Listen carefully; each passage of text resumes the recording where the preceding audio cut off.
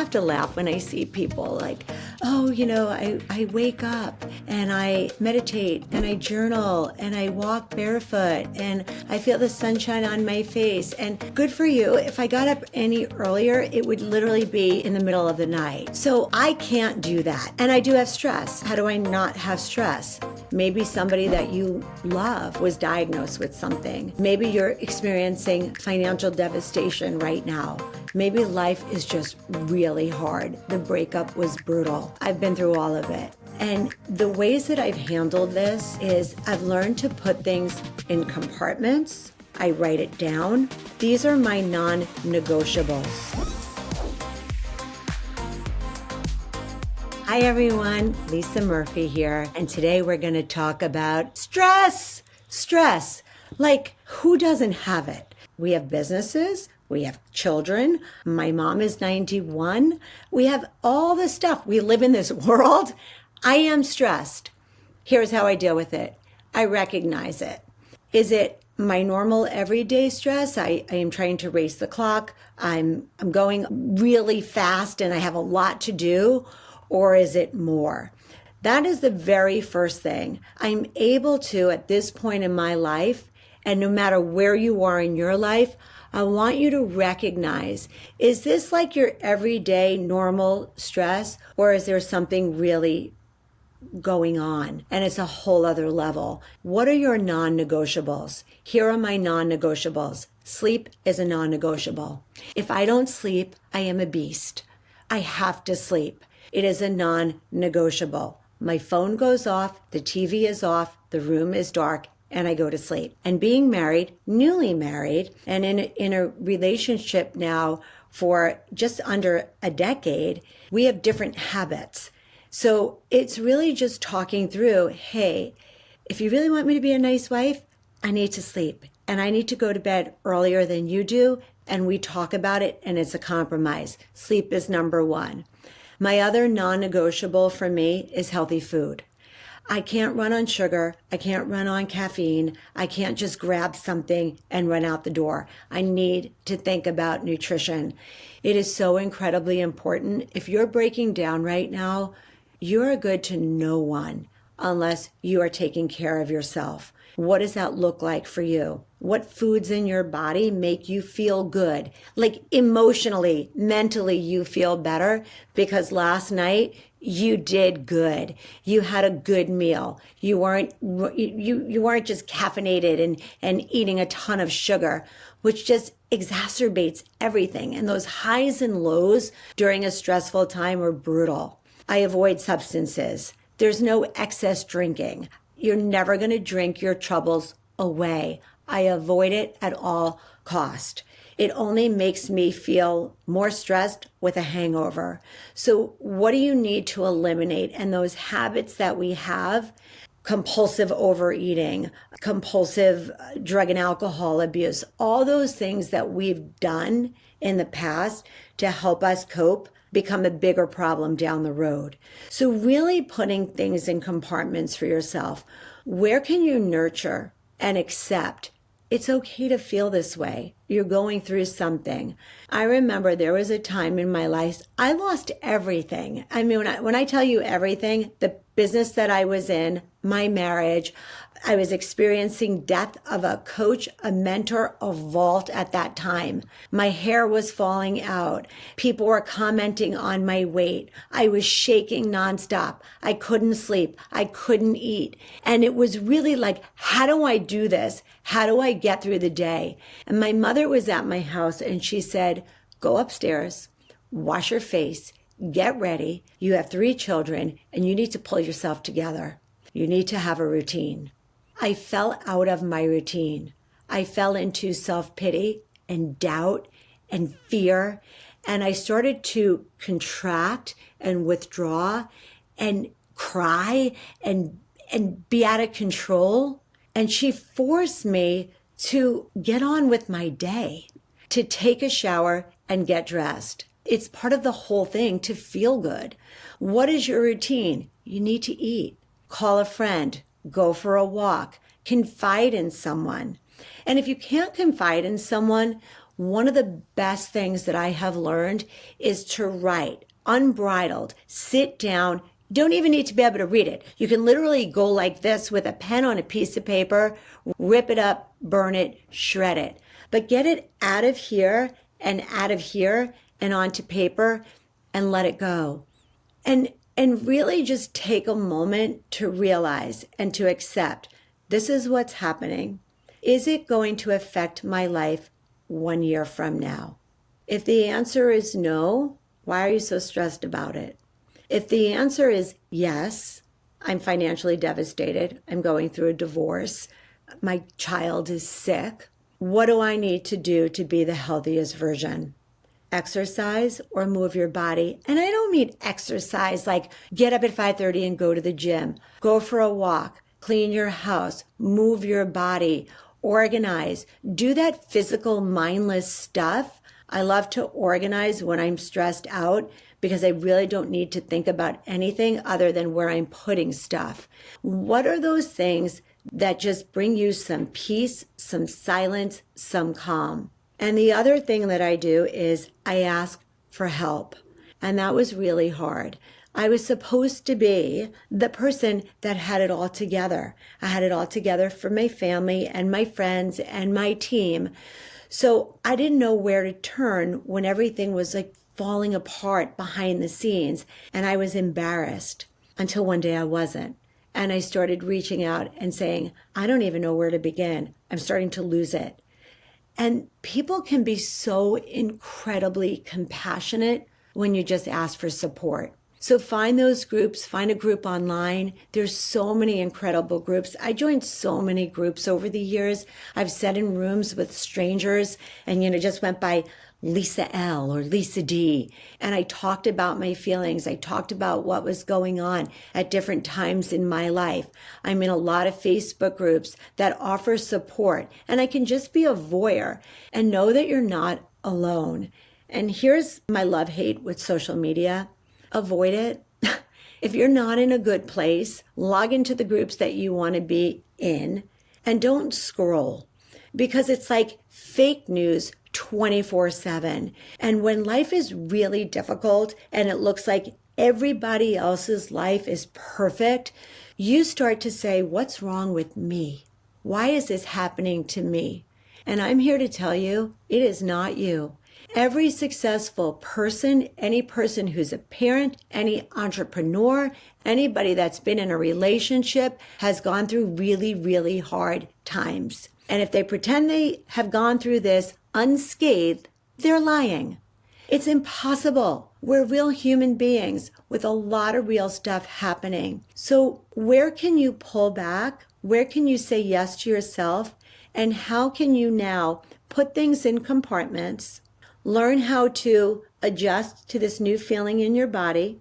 One of the best questions I have when I feel like that overwhelming stress and anxiety, a coach taught me this years ago, say, I feel you. Why are you here so loudly in my head? I know I have a problem with this. I'm trying my best to deal with it. And I talk to it. I talk to the issue as if it's a person just annoying me, on me. Because here's the thing, your financial situation, your relationship, the sick person in your life, etc., is not getting better if you get worse. So I think really the best advice I have for everybody in dealing with stress is proper sleep, proper nutrition for you, talking about it, writing about it, and accepting that's where you are. It's your season in life. It's not going to be like this forever. I know some people feel like it's always like that. But if I just sat here and told you about all the problems we're facing today and all the stuff I went through, you would think that my life is one big disaster. No, it's amazing. I have a beautiful, beautiful life with real life challenges. So is it a challenge? Is it a hurdle, or is it something that is monumental and you need professional help in dealing with it? So really try to take that moment for yourself, put it in a compartment, and then go to the experts who can guide you, support you, and help you. And one of the things that I've realized, especially when I'm stressed, is I forget how to properly manage my time. I just waste time. I procrastinate. I walk in circles. I complain to anyone who will listen. And this I learned in one of my coaching courses about time management. Where am I losing an insane amount of time by talking about what's already happening that's negative and it doesn't work? Because here's what happens in our body. When we complain, when we fight, when we argue, our body's in fight and flight mode. It doesn't realize, hey, we're just talking about the experience that happened a week ago or a month ago or what's going on. Our cells actually think we're going through this right this second. So it's really eliminating how much weight I give to unpleasant situations by talking about them. They exist. We all have a lot of stuff. It's learning how to properly communicate that you're going through stuff without the drama, without the gossip, without that venom that feels really bad. I think this is the biggest takeaway that I got about time management. I didn't realize how much time I wasted talking about the things that were hard in my life. They didn't help it get better. They just sucked my time. I couldn't make more money if I was too busy complaining to people about the money I didn't have. I couldn't meet the next person that I wanted to either date or go out with if I was talking about how there's nobody out there. It's never going to work. It's never going to happen. I'm too old. Do you realize how much time you spend complaining about what doesn't happen, what's not working, what's broken? So that is like bingo, number one in time management. I eliminate it and try to avoid it at all costs. And here's something I'm really, really proud of. It must really work in my house because my children don't gossip. And I think especially for girls to not be involved in that cycle that girls can be mean. They don't go there. They kind of avoid it. And watching them eliminate friend groups as a result, or it just those friend groups don't want to participate anymore. Where do we need to say yes and where do we need to say no has helped me tremendously in time management. The other thing is I like to get up early. I like to get up early, read my emails, drink coffee, and do everything before everybody else is up. I feel like it's the only time in my day where I'm quiet and people aren't coming at me. And I don't wake up and immediately check my phone. The kids can call twice and it will break through. If my phone is on silent, they all know how to get in touch with me. If anything is truly an emergency, somebody's going to find me. So it's just taking that like 1 hour in the morning before everybody else is up to kind of just decompress, to go through my emails, to think about what my day is going to look like. Sometimes I'm rushing out for a meeting. My stuff is packed up the night before. I'm excellent at that. We travel nonstop. I am amazing at pre-planning my outfits, getting things organized, having packing cubes, putting things in piles, and being ready to go. The second I come home from a trip, no matter how tired I am, the suitcase is unpacked. So how does that work for you? Is it bags that you brought in the house and they're piling up in the kitchen and you still haven't gotten to it? Why? You're not going to have more energy tomorrow. It's just going to be more stuff on your plate. So I'm really good at doing what has to get done immediately. I don't really push a lot off. If it's something that I keep procrastinating about, I know it's probably something I need help with. And I got really good at asking people for help. So if it's something that is weighing you down and you keep thinking about it, ask for help. Google it. See if there's a support group about it. There's a reason why you're still thinking about it. It's weighing on you, but you're not tackling it. And now we have ChatGPT. It's like the best thing ever. You can do your resume. You can write your script. You can like create your Facebook account using that. There's so many different ways that you can assist yourself without spending money to do that. So I hope you find these tips helpful. Let's recount. Where do you need to say no? Where do we need to eliminate the gossip, the drama, the energy around what's not working? What do we need to put in place? And what do we need to tackle today? What needs to be done? Just do it. Just get it over with. It doesn't get easier. Nobody likes to do that. You have to do it. It's part of it. Someone once said to me, "You are a highly functional individual." And it always stuck with me. And I sat down and I thought about, what is a highly functional individual? What does that mean? And I think it's, if you look at our life, remarried, 5 children, 2 homes, 2 dogs, great relationships, a lot of fun, a lot of business, a lot of everything. It's very, very abundant. Behind the scenes, it's doing things long after the feeling that I set it in is gone. It always sounds great. I'm going to do that, but then I don't want to. I'm very good at doing what I don't like to do and just getting it out of the way. It makes me feel good. I think that's part of what a highly functional person is. It's getting up earlier. I don't have an alarm clock. I don't need one. I naturally get up early. I like to go to bed a little bit earlier. I wish I had more time to sleep. I don't, if I want to get as much stuff done as possible. I'm not proud of that, but I do catnap. If I feel like I'm hitting that wall, I'm just eating way too much, I'm grazing through my day, I'm looking for more caffeine or a sugar pick-me-up, I probably need a nap.